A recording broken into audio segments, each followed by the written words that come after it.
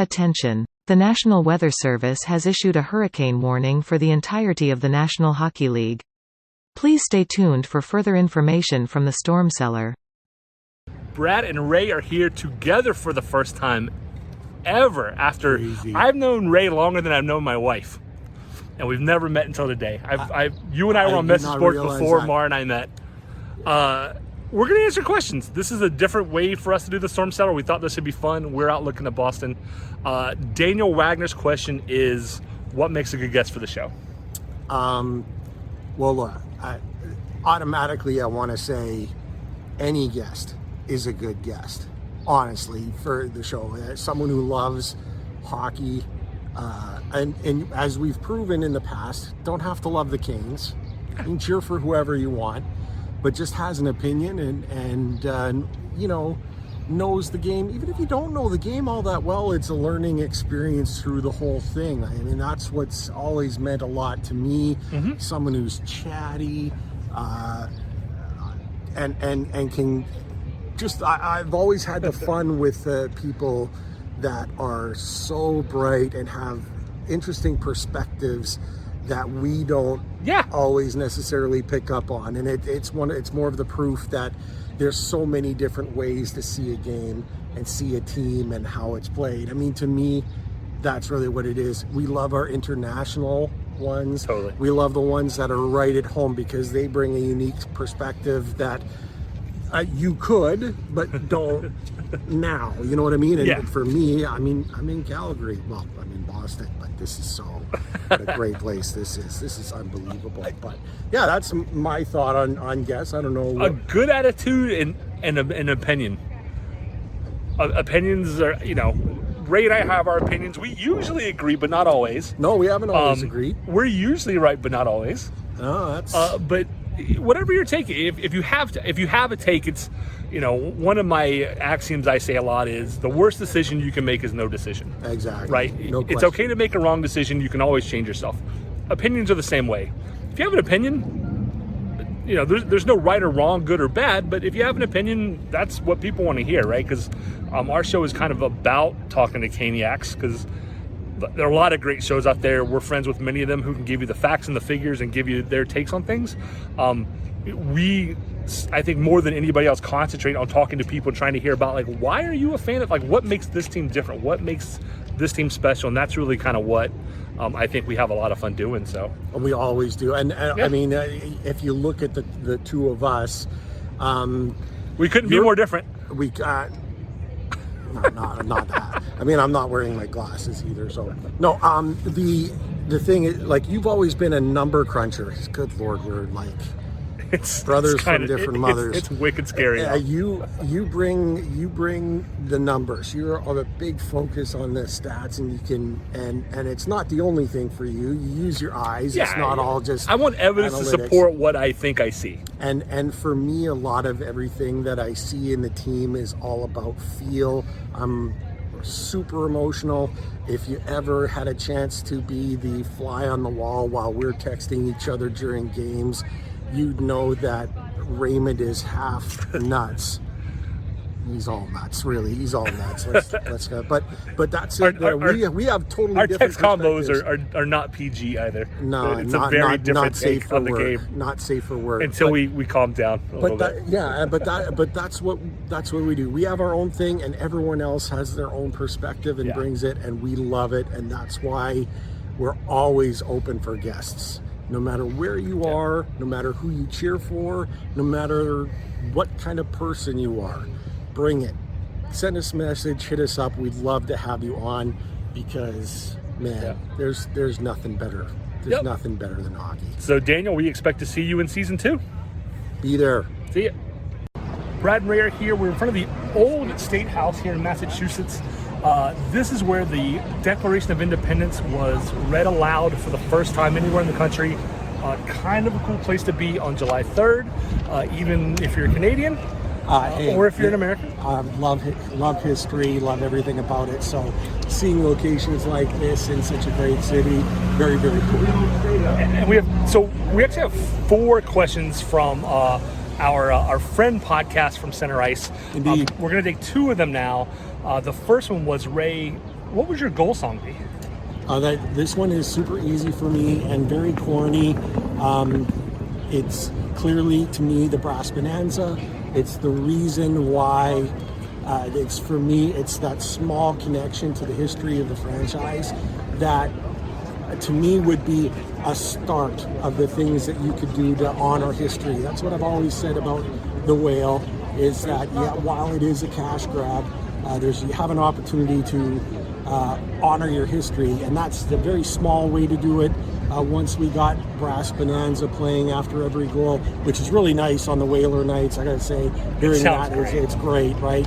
Hearing that all the time would just bring joy to my heart. But it's also the very first thing that I would do to assimilating more of our history. That includes, retiring number 11, doing the retirements of the names and numbers that really meant something. The ones that are up in the mall, right? Exactly. So that would be the start. Brass Bonanza for me, although I fully understand why anyone would want to say, no, we want something for ourselves. I get it. Is it a cash grab?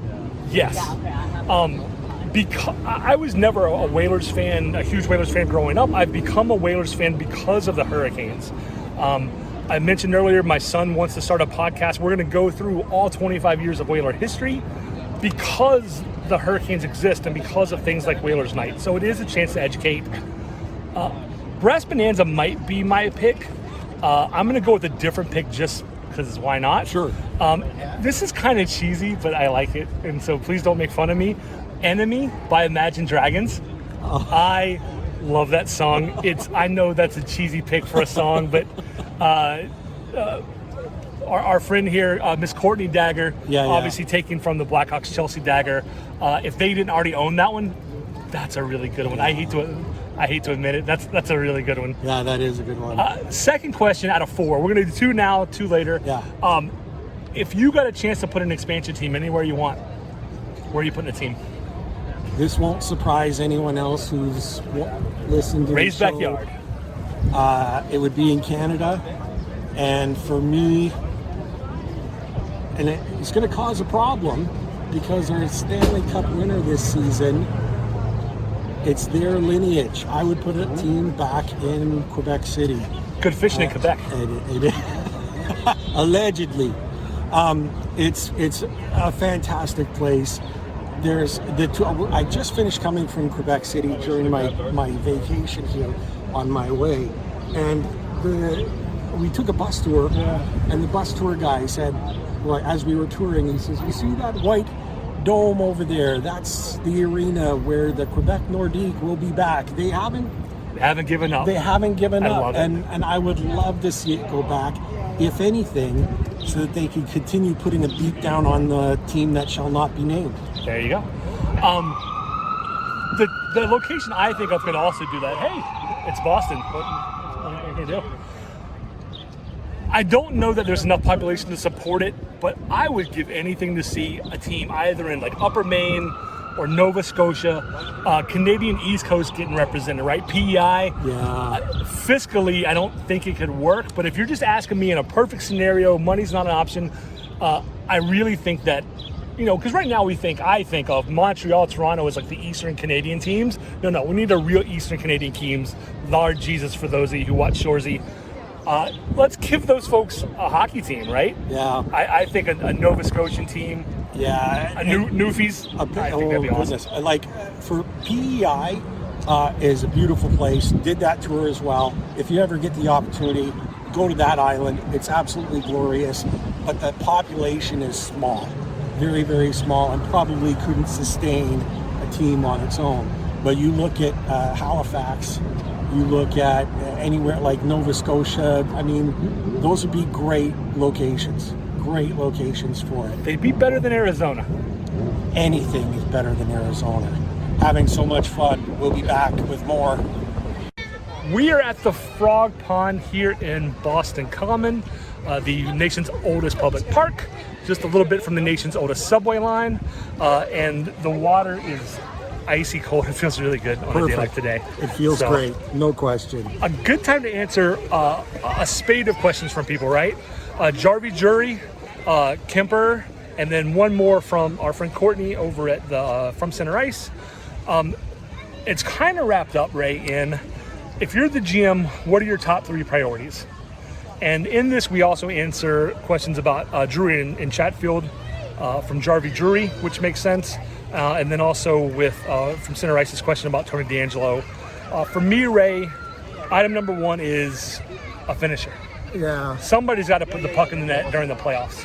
And that certainly was the issue that this team had throughout the playoffs, where the guys that we looked at as are superstars, and they are superstars, okay? But they're not pure goal scorers either. They're all too nice. That's the difference. We've got Aho, who is a 200-foot player, back and forth, always reliable on D, and Svechnikov, who could be the guy. He could be the sniper. He's got potential for it, but he loves playing physical as well. Right. And so I think he wants to play that way, be physical, put pucks in the net as well. But he digs the hitting, and it creates space, right? So it's great. And you have Tuovo, who can put the puck in the net, but is always looking to pass. And you're not going to get that out of him. So I think we kind of did these. We talked about these, which we normally don't do. We normally do it all in the air, but we both agree, I think, goal scorer. Yeah, 100%. And the reason all these questions come together is, so if you get a goal scorer, if you get a Forsberg, if you get can we get Johnny Hockey? I don't think we can afford Johnny Hockey. He's already I think they want. Is he re-signed yet? He's not re-signed yet. I don't think so. Chicago apparently has turned down 2 first and prospects already for DeBrincat. Wow. So a goal scorer is going to cost you money. So if you can bring in a goal scorer, that's what you need to do. 3 years in a row now, the offense has disappeared in the playoffs. That cannot happen a 4th time. That affects what you can do with Necas, Niederreiter, and Trocheck. So it's all all 3 of our answers to these, like what the 3 things we do, they're all intermingled, right? Because KK got a deal which some people are starting to be a little unhappy with, not knowing. But to me, that money that would have gone to Trocheck, I don't think Trocheck can come back because you can't play KK on the 4th line. KK has to move up to be your second center. Yeah. So if he's up at your second center, and now what do you do with Necas? Is Necas going to stay on the second line? Nino could be a second line on most teams and should get and will get paid like he's second liner. My question was, can you pay them both and flip them? So you pay Nino second line money, you pay Necas on a bridge deal for third line money, and try and keep them both. If you bring in a goal scorer, maybe you don't have the money. Maybe, but that affects so many other things down the line. Right. Like everywhere on the team, everything's intermingled, and one decision here is going to affect what you can do, and the team needs to figure out where their priority is. Are they happy with what they did last year and call it a learning experience and try to come back with predominantly the same team and see what you could do? Well, I don't think we're coming back with the same team. No. And you said it best. If you bring back the same team, expect the same results. That's really it. I mean, there's learning and growing. I knew you'd have Anderson back maybe, but Ronta wasn't the issue in the playoffs. Goal scoring was. If Anderson comes back next year in the playoffs, if he plays as good as Ronta did this year, I would be happy. So, and then we're kind of merging the 3 questions because to us it's kind of one cyclical question. Yeah. You have Jake Gardiner coming back. You can buy him out for a little under $2 million, but if you keep him and he plays like he played in Toronto, if his back and hip are not bothering him, he could be the guy. So then you either have him and TDA back next year, or you keep him and you can trade TDA and maybe Marty Necas for assets. Maybe that's how you get your goal scorer. I think Necas and a TDA in a sign and trade type situation, I think would work. Sign and trade and pair him up with Necas. That's a lot of asset for a prime scorer, a strictly scoring guy. Yeah. Is it going to be enough? I mean, like you said, DeBrincat, like 2 first plus, and that apparently is something they're turning down. And they're turning that down. So look, our offer of TDA and Necas is not near as good as that. Right. So you're still going to have to give up some kind of prospects, right? You're still going to have to look at adding to that and maybe ponying up some cash. It all would depend on how good a deal can you get on those two guys that you could trade away, right? Yeah. It's if you're a team who's looking to maybe shed some cap space, and you can give away your goal scorer and bring back a couple of guys who can put points on the board at decent money, you know, I think TVA will be back. I'm less sure on Natchez now, but if we could bundle those two guys to help get in, you know, a top 6 scorer, I would do that in a heartbeat. It's going to be tough. And to be clear for everyone, we usually have our own 3. You would have 3, I would have 3. We looked at this question and saw how difficult it was, but also how tied together it was. Our decisions are kind of like all together here. Yeah, to me, you can't, they're not 3 things. They're each one is a domino. 100%. And we talked to this a lot over, you know, shrimp and lobster and scallop. So there was a lot of discussion. So good. So, but yeah, I think goal scorer. Then you got to figure out your top 9, right? Natchez, Niederreiter, and Trocheck. Then you got to figure out your D, and that kind of backs into Jari Jury's question of, if you're spending this kind of money, you're going to bring in a goal scorer. You got to cut costs. You bring up Chatfield. I think that's a no-brainer. Yeah. You bring up Jury. I think that's a no-brainer. If you could get away, Levo is a guy who's, I think he's an unrestricted free agent. He's probably going to get an opportunity somewhere. Yeah, he will. But if you can pick up and maybe get another guy off of that Chicago team to come up and round out your bottom line and save you a few bucks, like, you know, that's where we can it's go. great that Roddy can roll 4 lines. Oh, that's the best. That, But- to me, is the best part of this team. Right. And because you don't have to shorten the bench necessarily, you can keep rolling 4. You can keep playing that high tempo, high pressure forecheck that we've always loved. Yep. That we love to see in our guys. Yep. So And yeah. the Chicago guys know it. I mean, I'm late to the Chicago wagon. The back checking Ray in person. There were so many times I went, oh, the Thunderbirds have a breakaway, and the Wolves just back checked them, and all of a sudden that, you know, 3-on-1 is a 3-on-3 in the corner, and there's not even a shot on goal. So hopefully that answers kind of all 3 of those questions a little bit, because it's all related, right? As a GM, you can't signal anything out, but we need a goal scorer. You got to figure out those 3 big contracts, as well as kind of TDA and Gardner, what you're going to do. And then you fill in with guys like Drury who can put up points from the 4th line. And so now that that's out of the way, we've got more questions to answer. Thank you to all of the people that sent those questions into us. Absolutely. But we're going to an iconic place, at least in my mind. I'm very excited. I will tell you all about it when we get there. Cheers. Cheers. We are at Cheers, also known as the Bullfinch Pub originally. Inspiration for the TV show Cheers. Sometimes you want to go where everyone knows a hurricane name. Yeah, there you go.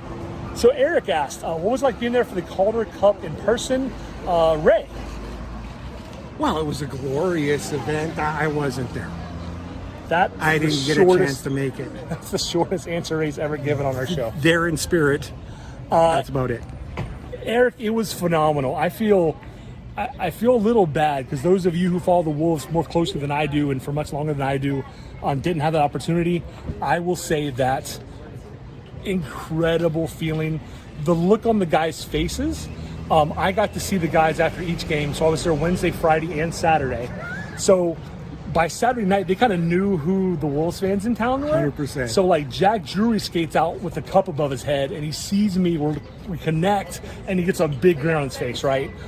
Pyotr comes out after the game, and he sees me. Same thing. Like it's like, oh, the guy with the signs in Russian.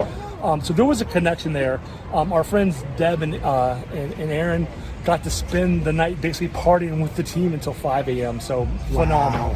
Absolutely phenomenal to be there. My Wolves jersey comes in about another couple of weeks, so I'm in. And a great preview to see the things to come for this franchise. Absolutely. No question. See ya. We are here, Robin Williams, Matt Damon. At the bench. At the bench, the bench in Boston by the Swan Boats.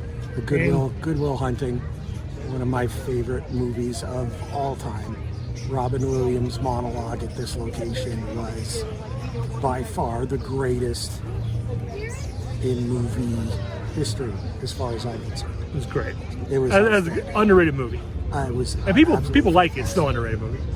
So we're going to do our final question here. We do. We'll ask you, how from do you Center like Ice. them apples? Yeah.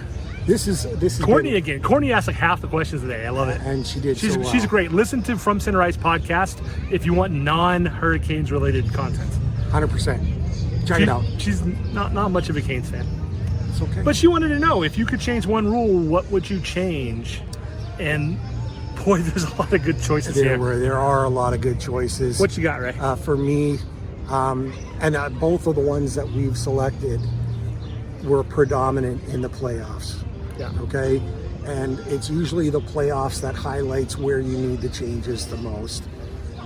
For me, it was a definitive, what is goaltender interference? It is too gray. It is there's too much subjectivity involved. Yeah. And there's times where you look at a situation and you and I see clearly that it's interference or clearly that it's not. And then they go upstairs and they go to the Tirana officials and they Screw it up somehow. and they mess it up completely. And it's happened so many times. Goaltender interference, we need something more definitive in that regard. That would be the one for me. It's going to be hard to determine a definitive because that's really, you want your guys going to the net for those greasy rebounds, Right. Those dirty ones and stuff Right. like that. But you also don't want to be smashing the goaltender either and Exactly. causing injury, which happened way too often. Yeah, So there's a decision to be made. that's a great the pick. one. That's the one for me. and subjectivity in sports is tough because that's what separates things in my mind, like hockey and football, from things like ice skating, where it's all subjectivity, right? There, in theory, are objective deductions for things, Yeah. but whether or not you see the deduction is one off.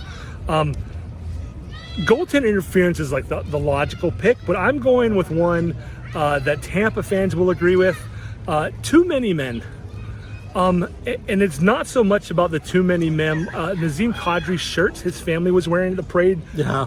That's a hilarious level of trolling And in a it's fun, epic not level. mean way. And that's what we like. It's fun, not mean trolling. I wondered whether or not that was actually the Canes squad that came up with that, because our Canes social media team is the just best. amazing. We didn't get those influencer Kane shirts. I'm just Yeah. saying, but we've also had negative things to say a few times because we try and be honest. We love Right, the Canes, yeah. but we're going to be honest. We'll be honest.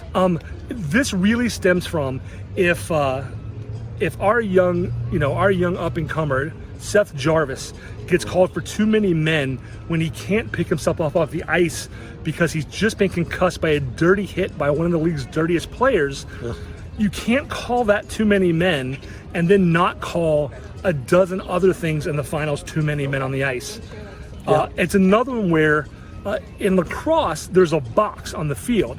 And if you're in the box, it's a legal play. And if you're not in the box, it's not a legal play. You can do that really I think I chose because it's one that you can easily rectify. Yeah. You could either change it to put a couple more lines on the ice instead of saying, within 5 feet, because that change by the Avalanche was like 3 seconds. Like, that's not 5 feet. That's like 25 feet. That was. Or you just say, look, like a Seth Jarvis kind of thing, like he's not in the play. He's not affecting the outcome of the game. You just don't call it there. At that point, he didn't even know he was on the ice. He still doesn't know what happened. Yeah. Like, they just interviewed him. He's like, I don't know. I don't have a memory. That shouldn't have been a penalty. You know, the one in Colorado versus Tampa, should that have been a penalty? I think it should have, but it also didn't affect the play. So, but I think that's an easy one. Like, you know, they're saying it will take 2 or 3 years to rewrite the NHL rulebook. Awesome. If you need to start with some easy ones to just bang out some that we can just lose these controversies over, then bang out these ones first. Those are the ones. Goaltender interference is not going to be an easy one, but it has to be done because seeing the Calder Cup finals in person, Ray, made me go, the officiating is the young and upcoming, the next generation of NHL officials are now officiating places like the AHL. Oh, okay. Don't be too positive about officiating getting better going forward. Yikes. I'm not saying they were brutal. It's a tough job. It's a fast game.